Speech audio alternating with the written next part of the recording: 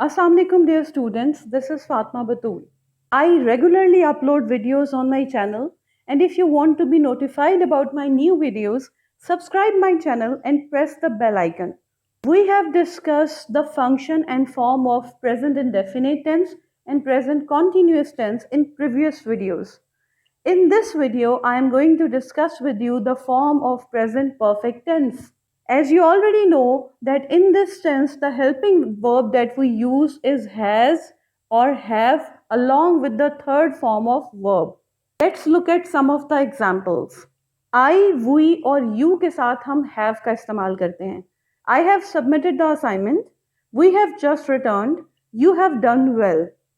He, she, it और singular noun के साथ हैज़ का इस्तेमाल किया जाता है. He has finished the task. She has gone for a walk. It has rained. Ali has applied for the job. अगर हम जुमले के अंदर थर्ड पर्सन प्लूरल या प्लूरल नाउन का इस्तेमाल करें तो भी हैव वर्ब की थर्ड फॉर्म के साथ लगाया जाता है. They have interviewed all applicants. People have supported the cause.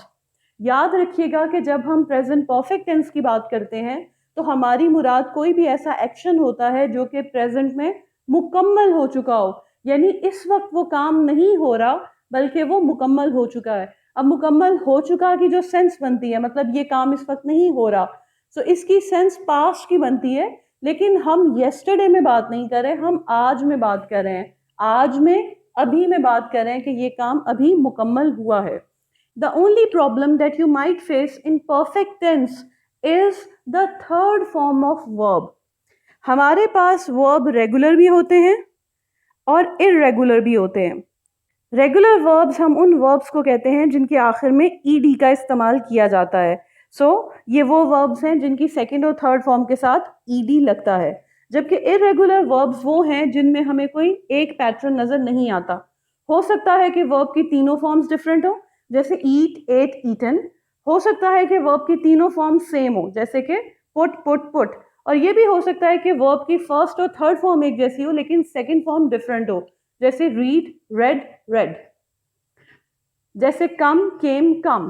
The only problem that you might face in the use of present perfect tense is the selection of correct form of verb.